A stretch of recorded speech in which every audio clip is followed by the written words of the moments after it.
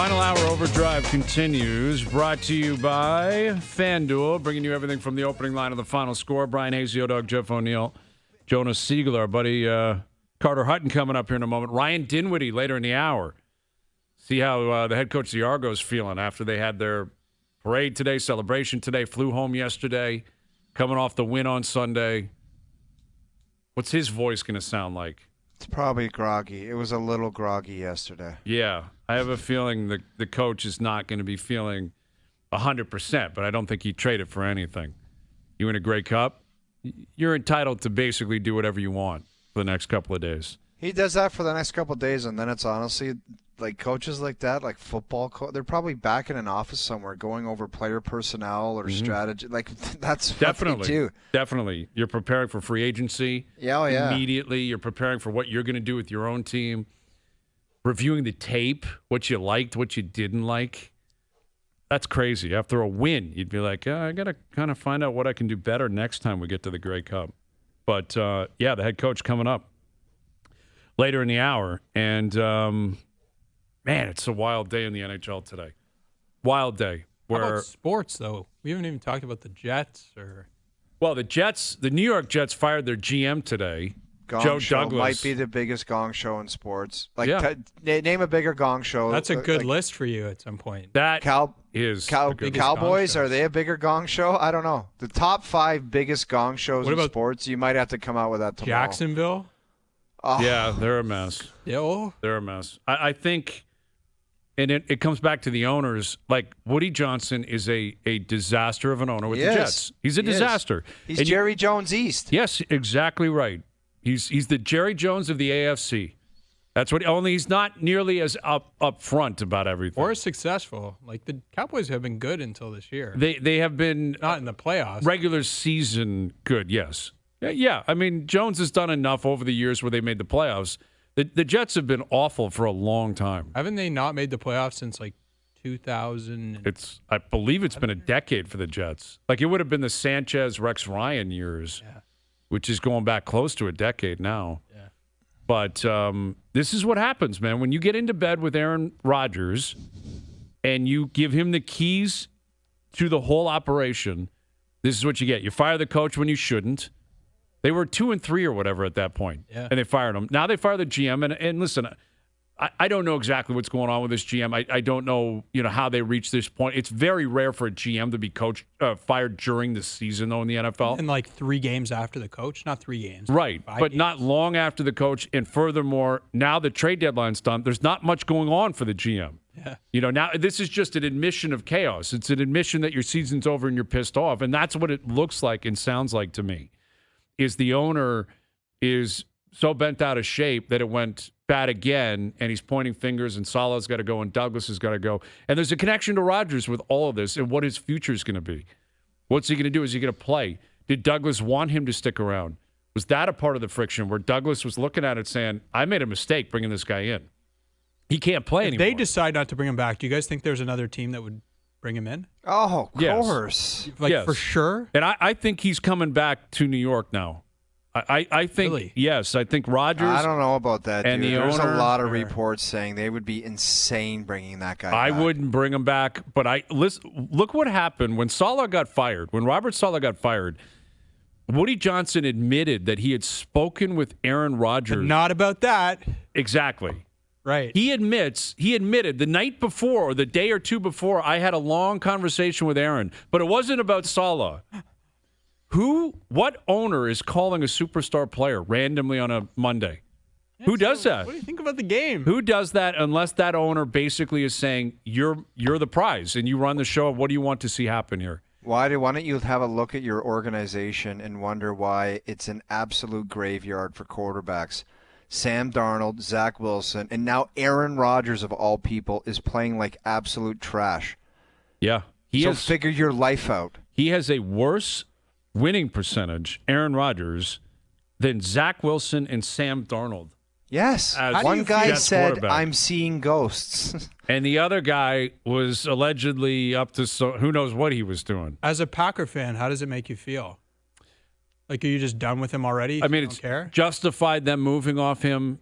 Dude, Packer fans are like, go ahead, enjoy that. Exactly. That's who's saying it the most. Packer fans are saying it. They're saying, you bring that guy back, good luck with it, man. Well, by the end, it was starting to fade for him, and he's a diva. He's got an ego. All great quarterbacks do. All superstars do. It's not only him. And to be clear, he was a great Packer, and his number will be retired.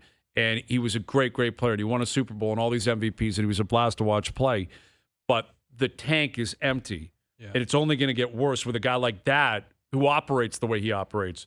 But what sticks out as a Packer fan, it's very fortunate, is that they're such a well-run organization. Did they just have another guy waiting? Go ahead, leave. We'll move on, and we'll be fine. And look what they've done. They went to the playoffs last year and won playoff games. Yeah. This year, they're going back to the playoffs. And that's a well-run organization that has confidence in the way that they operate, that they're not just going to cater to their best player. If you are a franchise that is terrified that your best player or best players are going to be mad at you or are going to leave or you can't win without them, guess what? You're probably never going to win anyway. Because the best run operations, it's the best players just fit in. It's not the other way. It's not the team trying to dance around the players. It's the players making sure that they fit in with the well-run organization. That's why I'm not sure if you guys are right. Like, I'm not sure another team would look at this and be like, yeah, we want to sign up for that.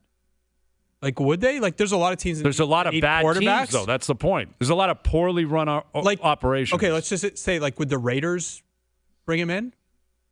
I wouldn't be surprised. Yeah, okay, you're right. You guys are right. Would Carolina bring him in? It's just like it's a whole show. It's like it's not fun. Not only is he old, I don't know. Yeah, I know. Listen, I don't know. I wouldn't go down that road. But listen, it's been captivating. Talking about the Jets and the Cowboys, it's fun because it's a circus, and I don't think either team is particularly close to being competitive. But as long as those owners are still running the show, I don't think it's going to change. Right? So, yeah, you got that going on. You got the Cowboys losing last night. You got Juan Soto, who apparently may make a decision in the next 2 or 3 weeks. So what would you, to go back to the question, we'll talk about it after. Okay. Talk some hockey now. You got something for us later? Yeah, I have a question. Okay. Ryan Dinwiddie later in the hour. Best Bets brought to you by FanDuel later in the hour. Here's Carter Hutton joining us back on Overdrive. What's happening, Carter? 3 hours on Sirius Radio with Cooley, so I am just, my head's about to explode from Cooley for 3 hours. But it was good, though. It was good. I'm going to hit 40 hours this month if I keep this pace up. Attaboy. Does Cooley let you get a word in, or how does that work? No, he's good. He's good. He's taking me under his wing. He's out there, but I love it, man. He knows everything. Sometimes he goes on rants, and I don't even know what he's talking about. So I just try to hang on for dear life. Dude, I worked with Cooley back in the day. He is there. No one has more energy. Nobody is more on top of things than Cool. He is one of one. There's no disputing that. Well, I mean, it's one of those days where there's so much going on. Let's, I guess, begin in Boston. Your thoughts on Jim Montgomery being fired, considering his record, in the 3 years he's been there, 2.5 years or whatever, is off the charts. It's like second or third best all time in terms of point percentages. And they're off to a bad start. They got pumped by Columbus last night. They got booed off the ice, and Montgomery falls on the sword. What do you make of it? It's tough. It seemed premature for me, right? I thought it was one of those things where, I guess maybe staying in-house, and I've been through so many different coaches being fired and guys getting replaced, where the assistant comes over, it's pretty much telling you that it's like on you guys, right? It's not like you're bringing in that new coach where you're really going to get that dramatic impact. And I also think he's a product of dealing with what he's got from, Sweeney's kind of dealt him this hand. And you look at Swayman's numbers this year, he's looked like trash so far. I thought last night was one of those games where, statistically speaking, it wasn't a great night, but just for me watching the way Swayman's playing right now, he's a guy that has no confidence in his game. And I think it's a lot to take on, right? You look at Cassidy getting fired. You look at, obviously, Montgomery with his record. I think teams are going to be lined up to try to hire this guy. How much do you think the goaltending, like, it's just so much has changed and so quickly within the year, Carter? It's like they had the tandem, and then they got rid of the one guy before they signed the other guy, and then he misses training camp. Like, how much of the goaltending circus is a part of what happened today with Montgomery, do you think? Or I believe that they just can't score. Like, their offense is pitiful. Yeah, I think there's a lot of problems there, but I guess for me, if you have good goaltending, it kind of overshadows all the other problems, right? It just kind of make things go away. And even during my playing days, I remember some games where we'd lose 3-2, and it's like, man, if I would have made one more save, we got to overtime. Like, we're not even talking about that game. It would have been a great game, right? And when I watch Swayman right now, this is a guy who's struggling with his game, but he doesn't have that safety net now of Allmark to, maybe get some extra time to practice and find his game, where you have to work through those problems on the fly, and that makes it a lot tougher on a goalie. And I think Swayman, his first real chance to, have the keys to the castle without that kind of safety net of Allmark being there. Carter, we talked about the Toronto Maple Leafs and how good Stolarz has been this year, and we also discussed the lack of run and gun and open ice plays and east-west and nonsense that they've done in the past. How are those two connected? Stolar's success, obviously there's been the defenseman ads, but just the lack of turnovers and a different approach from the whole team, like how much does that benefit a goaltender and their success?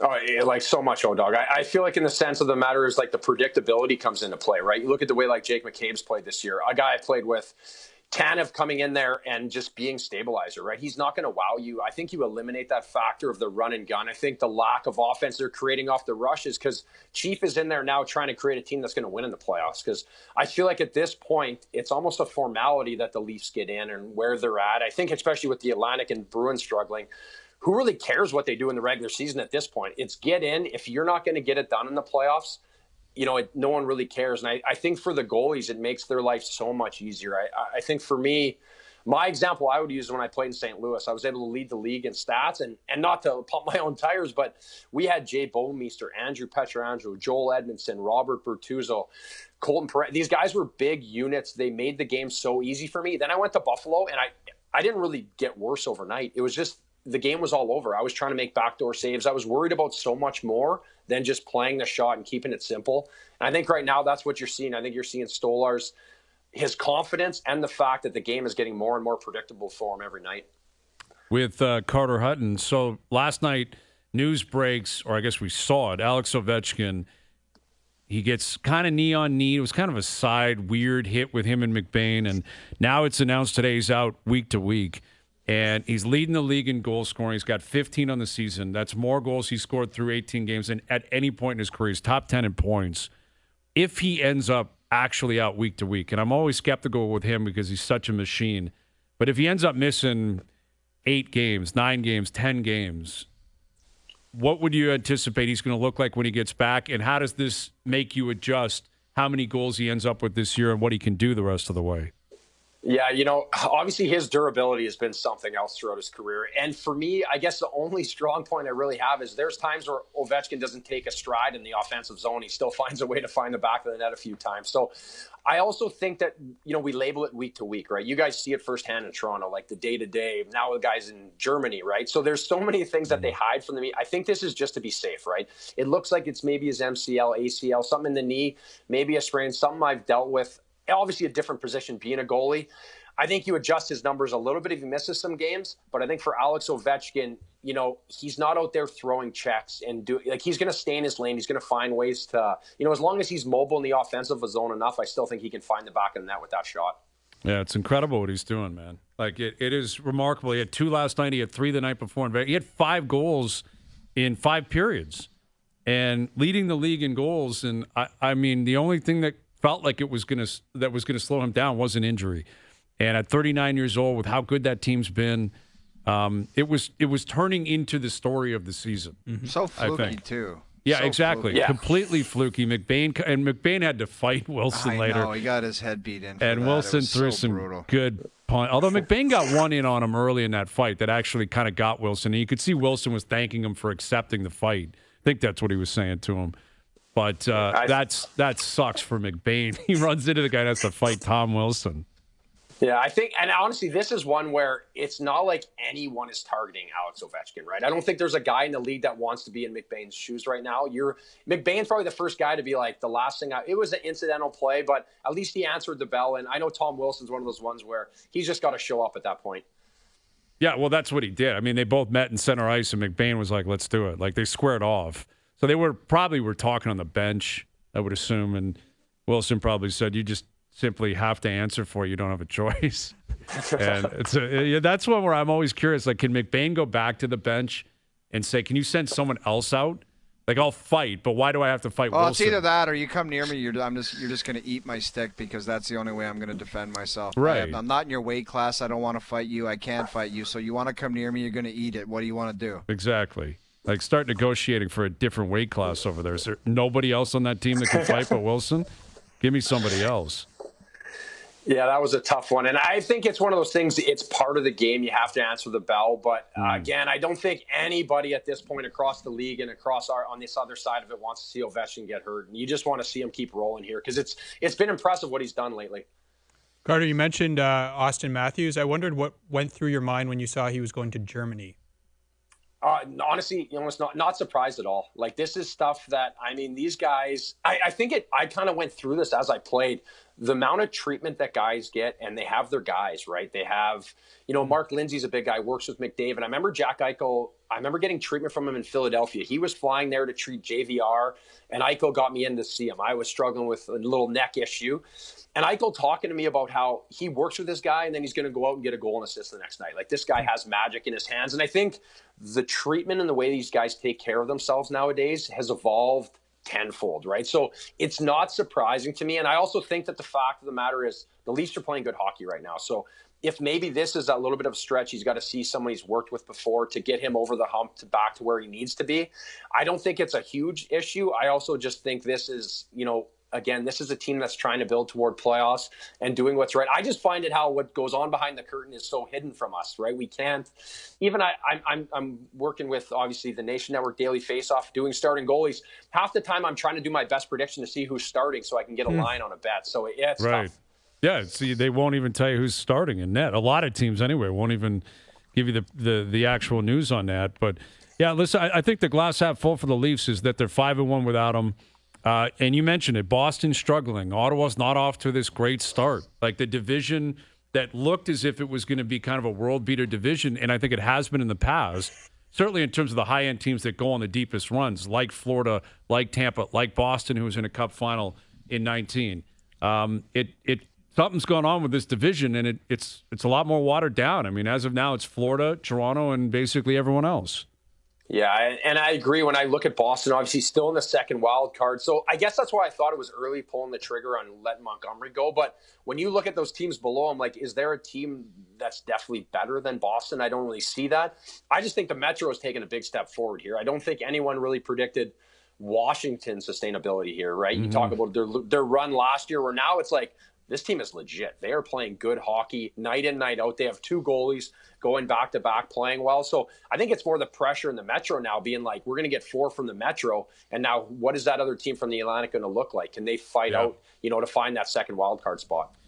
With Carter Hutton. We were talking about the Edmonton Oilers earlier and how people are starting to jump off their bandwagon, where everyone had them winning the Stanley Cup, and now they go through Montreal. It didn't go so well. They lost on Saturday against the Leafs. They're currently on the outside of the playoff picture looking in. Have you adjusted your season-long projection of the Edmonton Oilers? Yeah, I think you'd be stupid not to at this point, the way they've looked. And I guess maybe looking back to that summer when you talk about those offer sheet players being gone, like with Holloway and Broberg, where now it's like you look at their back end and it feels like now with Nurse out, like there's 3 defensemen and the other 3 are suspect at times, right? Obviously McDavid there last night, the clip of him getting frustrated. I think that's just where they're at. And Stuart Skinner's inability to make big saves or be consistent, I think, is an absolute killer, right? I look at these goalies for the 4 Nation Cups for Canada. Every guy has just shown moments of brilliance at times, and they've just struggled. Binnington as well. And for Skinner, even I go back to that OT goal against Toronto. Marner makes a great play defensively, goes down and score. He's not even close to on angle. He's off angle. It's just a horrible goal, and a goal that just can't go in when your team is fragile right now. And I think it's wearing on everybody in Edmonton. Yeah, that's reasonable, man. Like, goaltending, you know it, Carter. You lived it, man. It is crushing to a dressing room if you don't have it. If you don't have any belief in your goaltending. And that's the concern, I think, with Canada, is that when you get to the 4 Nations face-off, furthermore, you get to the Olympic Games, if you're walking in that room and you have all of the pressure that comes with being the Canadian national team, and you look at net and you've got a guy who in the NHL has an .897 save percentage and has been pulled 4 times. How are you going to overcome that? They might have that. They legitimately might have that. Yeah, and honestly, I think it's a time in Canada where we haven't had this, right? This is like a unique situation where we look at the States, and you could pick a guy right now in the States. There's 3 or 4 guys that are all better than Canadian goaltending. So that's where, even off the board, bringing in a veteran guy, a guy who could deal with the handle of getting thrown into it. Because you look at the capacity that Skinner has had, Aiden Hill to go in sometimes, and they just lay absolute eggs, right? And I know that feeling because I've been that guy that struggled. And I've also been on the bench where your goalie can't make a save. Man, is it kill your team. You see it right away. You guys saw it last year with Samsonov, right? There was nights where you knew he was going to be garbage, and instantly the Leafs played a different style of game because they knew their goalie didn't have it. Great catching up with you, Carter. We appreciate you doing this. Hey, thanks for having me on, guys. You got it. Carter Hutton, former NHLer, SiriusXM NHL radio, and daily Faceoff analyst. Can you guess who has the top save percentage among Canadian goalies this season? And I'm going to do like minimum 5 games. I don't think you'll get it. Logan Canadian Thompson? Teams? No. Like just Canadian goalies. Good guess, but no. It's not Montembeault. It's not. Stolars? No, he's American. Is he Canadian? I thought he was American. He's American. Noodles mentioned him yesterday, and I was like, I think he's American. You want me to just tell you? Yeah, go ahead. Cam Talbot. He's been good in Detroit. There's no way he's one of the 3. He's been good. They're talking like Mackenzie Blackwood's been decent this year for San Jose. Yeah, 9-11. Logan Thompson, again, has been good. The top 5 is Talbot, Allen, Thompson, Blackwood, and Montembeault. Yeah. So Whoa. Jordan Binnington isn't even on that list. He is 887. And he might be their starting goal. I kind of think it's a big deal. Like everyone's like, oh, the team's so good. It's McDavid, it's McKinnon. They went to the Olympics in Sochi, and they were winning games 2-1 with Carey Price standing on his head. Maybe not standing on his head, but he was damn good. It wasn't a well, 7-2 fest. No, he was perfect, though. Like, they didn't give up a lot, but when they did, he did exactly what he had to. And I don't think this team's going to be as good defensively as that 14 team was. And the way Babcock was running things and operating, well, I don't think get the boys Cooper out will with run their that way. tight shorts on in the rink with no ice in it, and get the structure laid down. That's what they did. I agree. So you think he would be the starter? Like if you had to pick today, Binnington? I think it probably would be. Yeah. Okay. Oh, Who would you pick, Jonas? Yeah, I don't know. I don't know. I would either take Binnington or Aiden Hill because of the recency of the Stanley Cup. I don't think Montembeault is. I've watched him play too many bad games. It's just a no for me, and so is everyone else that you just mentioned. Yeah, like it can't be Skinner right now. No, cannot be Skinner. No, everything else is just a flat out no for me, dog. It's a no for me, dog. Yeah, I agree. What could it like? It can't be Cam Talbot, could it? Just because he's old? Like not as the he was good I last don't year. think so. Man. I don't think so because I think they'd pick Marc-Andre Fleury over him. I think they'd pick Flower as a guy who's been in the spotlight, good guy. They love him around the room. You know, and again, it's kind of a crazy place, Hayes, to see where like Canadian goaltending used to be like stacked, man. When they went like in 2002, they had Brodeur, Joseph, and Belfour, and in '98 they had Waugh, Brodeur, I think Belfour. Yeah, like Waugh, like you had like Marty Brodeur as a backup in his prime. Yeah, he'd already won a cup by that point. Yeah, you know, it's crazy. Like Roberto Luongo, it took him forever. It was like, you're just a backup or you're the third guy. You're not playing. And now we're talking about Cam Talbot starting against the Americans. Like, it's crazy. With all due respect to Cam Talbot, it's like, I didn't think we'd get to that point. Dude, they're all NHL goaltenders. But yeah, exactly. Canadian goaltending used to be like, It used to be like the best player almost. The best goalie was going to be kind of Canadian. Yeah. Whether it be, Luongo, Brodeur, absolutely. Balfour, Cujo. Absolutely. Like for forever, man, it was Canadian goalies were the cream of the crop. Yeah. And now it's not even close. Yeah, we're digging around like raccoons trying to find a goalie. You can get through. I think you could probably name 15 goalies right now that you would pick before you get to a Canadian goalie. You could name if you're just building a team, like 5 to 10 Americans, couldn't you? Oh, well, at least 5 Americans, I think. If you're presuming health, like if Demko's healthy, Swayman's playing, but let's face it, Swayman's been pretty awful, right? Right. Like statistically, he hasn't been that good. We haven't even talked about the Vancouver Canucks yet today. Well, and this JT Miller story, so he's left the team indefinitely for personal reasons. And they're saying that it's to reset himself. I don't know what that means. But that's tough to understand. Like He got benched the other night, right?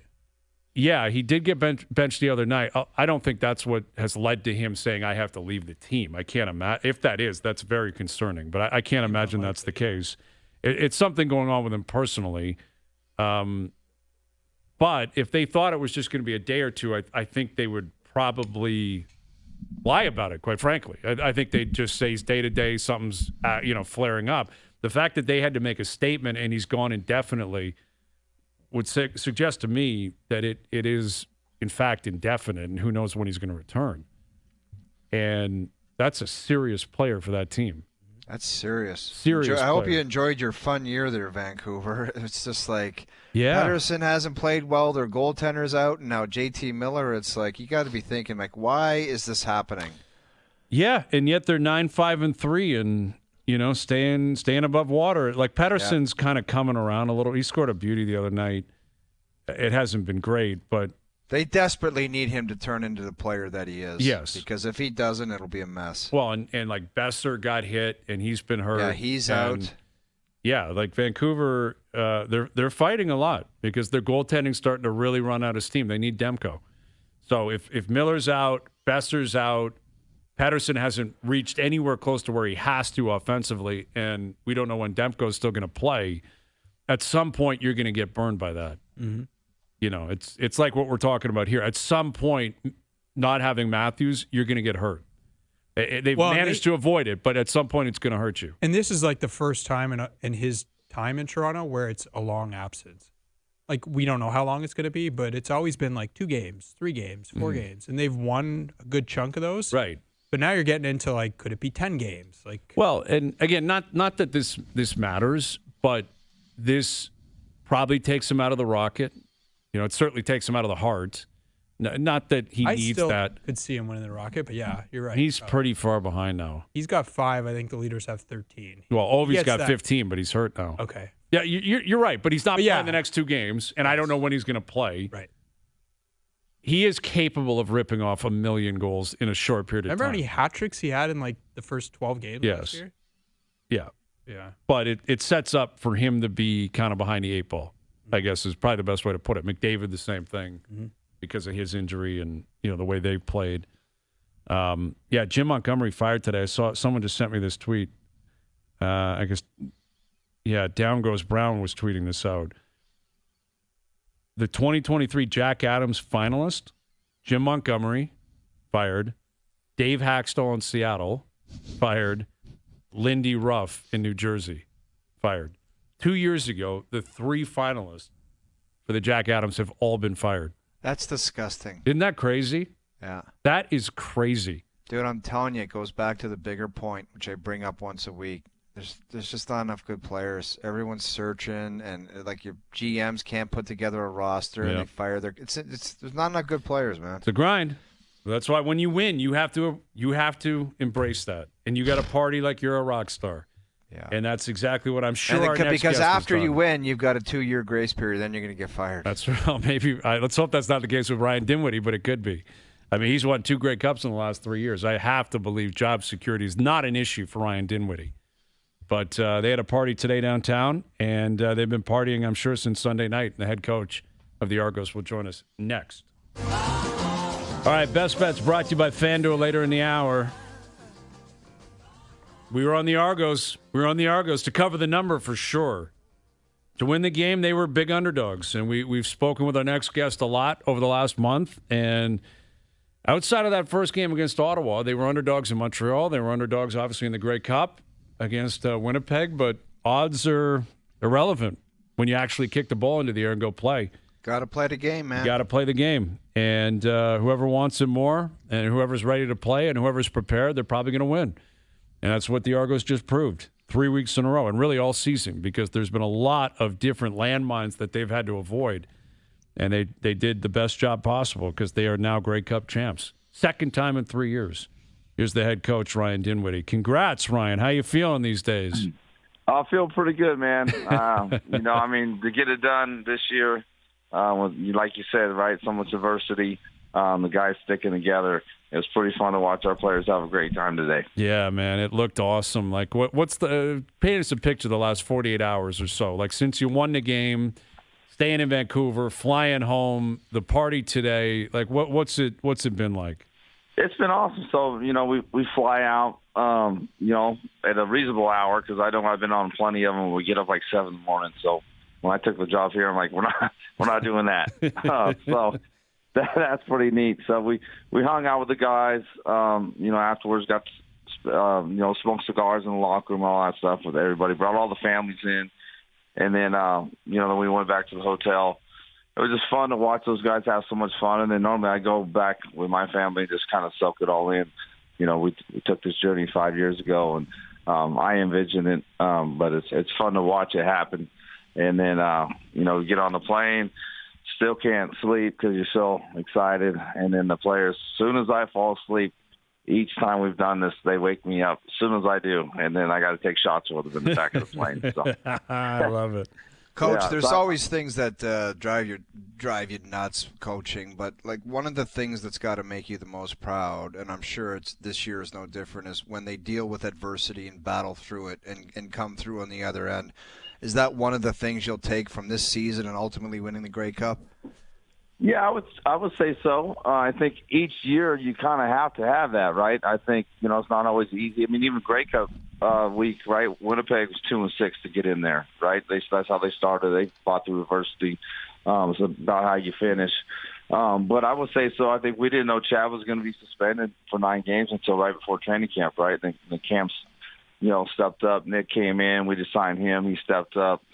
I think our whole organization stepped up, and it was fun to see.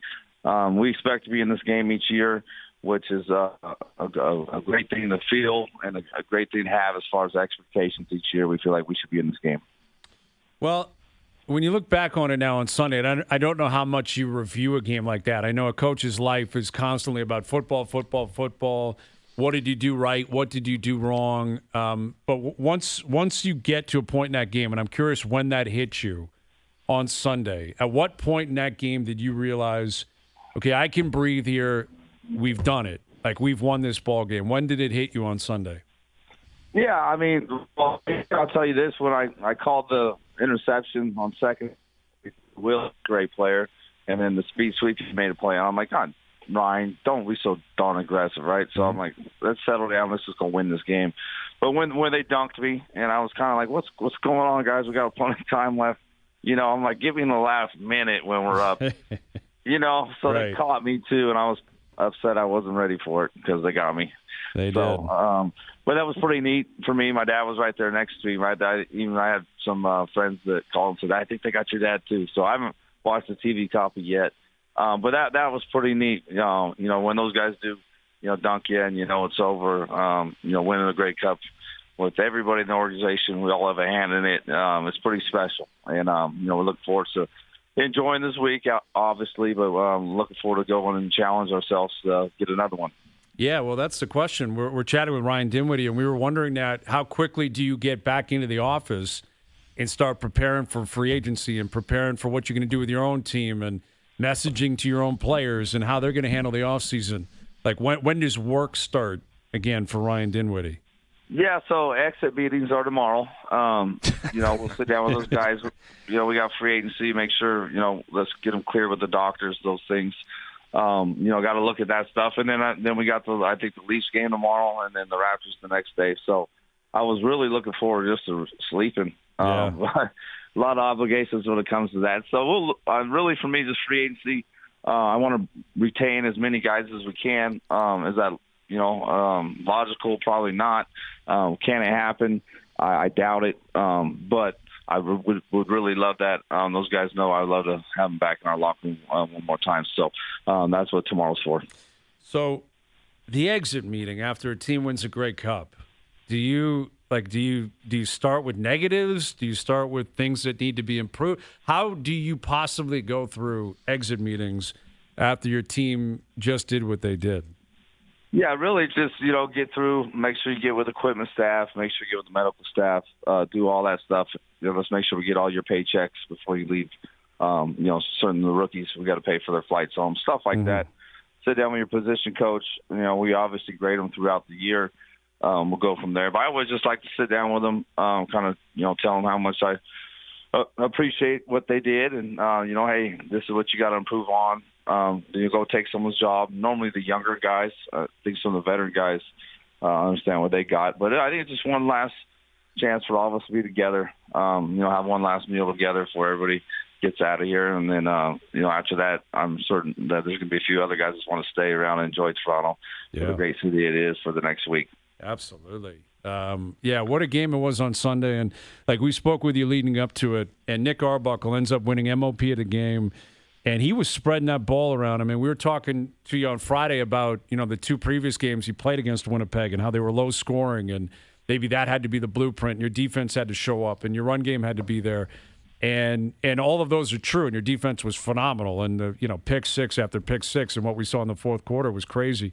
But Nick was spreading that ball around, man. Was that always the plan, or did you see something during the game that allowed him to kind of open the offense up? Yeah, that was kind of the plan. I told him I didn't want him to be stuck in second and long. That's never favorable as a young quarterback or a guy that hasn't played a lot of football with the guys around him, right? So I said, look, I'm going to make sure we're aggressive. I'm not going to put you in a tough spot. And then I got a little bit of aggressive in the third quarter. I thought a little bit too much. But I wanted Nick to understand that we trust him. I'm going to call the whole thing for him. And I thought he managed the game pretty well. I think we could get 4 more throws back. It's even more points on the board. But I thought, him going in there, earning Grey Cup MVP, was a heck of a job by Nick. All right, Ryan. Well, listen, man, it's been a wild ride for you guys, and you found time for us every single week. We really appreciate that. We love that you're coming on after a win. We said on Friday we'll have you on even if you lose. It would have been a very different conversation. But congratulations. It was an incredible game, incredible season. Enjoy the next few days, the rest of the offseason, and we'll do it again soon. Thank you for this. Yeah, thanks so much, guys. Have a good one. You got Appreciate it. There's Ryan Dinwiddie, the head coach of the Argos. Those exit meetings are literally like, next, don't need to talk to you, don't need to talk to you. Yeah.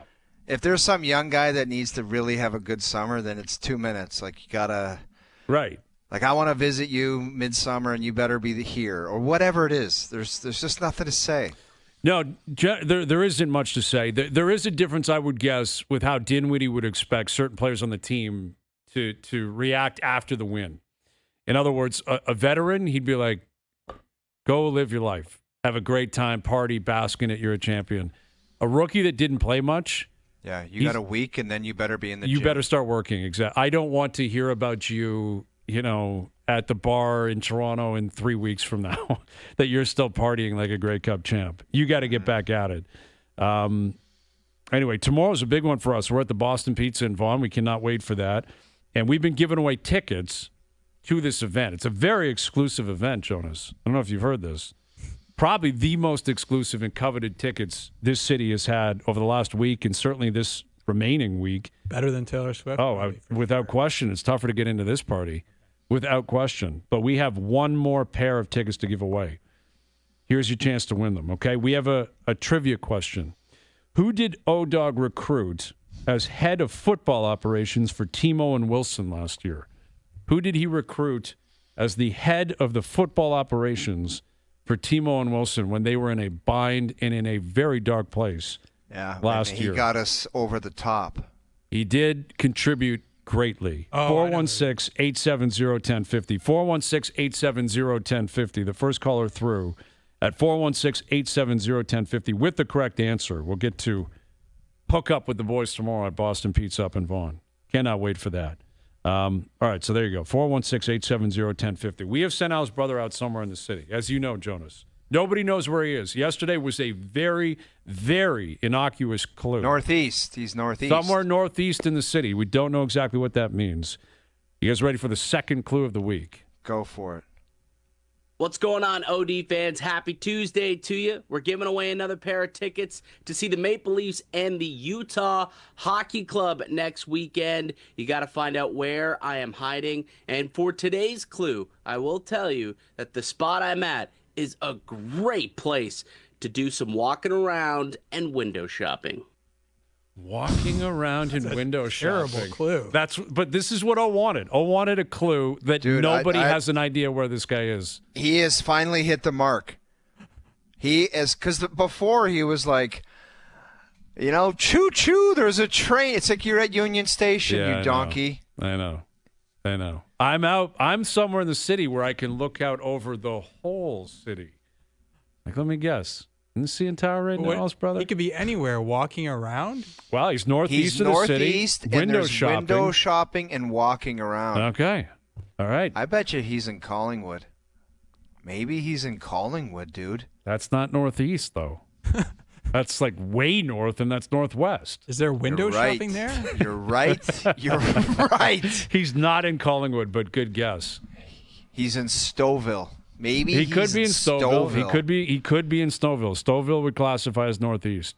Or like Markham area. Yeah, like Unionville? Unionville. Okay. I bet you he's in Unionville. Yeah, JP said the Danforth. Like that's within the city. That's east. That's more east than northeast. I mean, he could be in Scarborough. He could be in this building right now. He could be in this building, right? He could be at TSN. Mm-hmm. Could be at the Scarborough town. Who knows where he is. But finally, good job, Al's brother.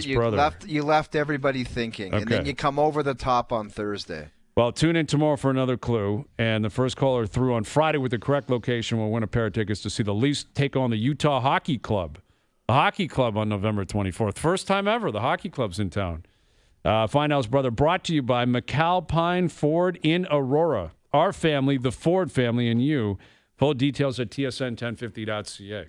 Come back and recap what has been a wild day in the National Hockey League.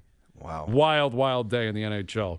And we'll get to our best bets brought to you by FanDuel. Overdrive continues. TSN 1050 and on TSN 2. Well, it was great to catch up with Ryan Dinwiddie, and he said they'll be down at that Leaf game tomorrow night. Leafs Vegas tomorrow. The Argos will be in attendance. Or many of the Argos, I'm sure, will be there tomorrow. Probably do a little ceremony before the game. And then at the Raptor game the next night. It's a lock that Stolarz starts, right? Has to. Okay. I think he starts Wednesday. The question will be, when does Joseph Woll play? Yeah. Because they play Wednesday, Saturday. Sunday. So he'll play on No. They don't play Saturday. They play Sunday. Wednesday, Sunday, Wednesday. Is that how it goes? Correct. Yeah. Wednesday, Sunday, Wednesday.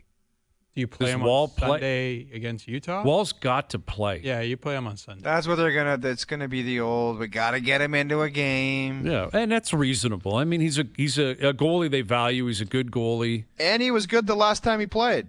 Yeah. I mean, absolutely. Washington. Yeah. Ovi right down Broadway. You don't think he played well that night? Yeah, I mean, he gave up 3 goals. Yeah, no team. Okay. Yeah, he played pretty well. Yeah. I thought he was pretty good. That was a great stop on Ovechkin. For sure. Ovi would be up to 16. They lose the game if he doesn't make those stops. They absolutely do. So he's going to play. He'll probably play Sunday.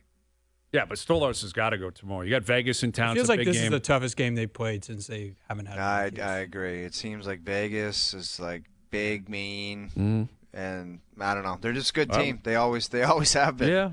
I wouldn't sleep on that Washington game, man. That was a back-to-back for the Leafs in Washington. Washington waiting. Washington's beating everybody right now. Yeah. And they're a big team, too. That was an impressive win. I need Ovi to only be out for 2 games. I know, man. It sucks so much. Like, it really sucks that the guy's leading the league in goals. 15 goals. He's got, I think, 24, 25 points. He's 10th in points. Mm-hmm. And every night, man, this guy's putting on a show, and it's old school, vintage, just blasting pucks past goalies, Ovechkin. Mm-hmm. And I really would be concerned down there. Hopefully they're being overly cautious like McDavid. Remember, McDavid got hurt. That could be weeks, and like 7 or 8 days later he was playing. He's going to miss a couple of games. I don't think there's any doubting that. But if he misses like a lot of games and a lot of time and he's off the ice and he's legitimately hurt, you worry about, like, does he stay in shape? Yeah. What's it going to look like? He's the 4th oldest player in the league, I believe. Yeah, it's concerning. It's very concerning. Best Bets brought to you by FanDuel. Make your picks and assemble a same-game parlay in seconds on the FanDuel Sportsbook app. 2-game parlay tonight.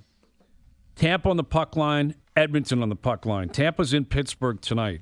I think they win by 2+ tonight. They're coming off a really impressive win against Winnipeg. They haven't played a lot lately. Pittsburgh's a mess.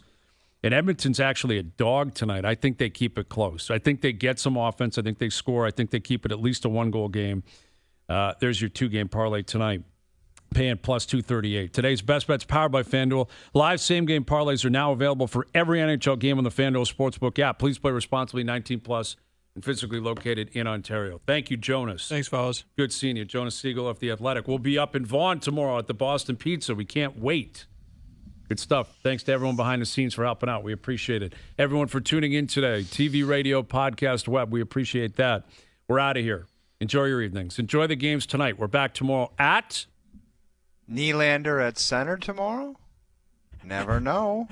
4 p.m.? Maybe Mitch Marner, too. We'll chat then. Oh, wow.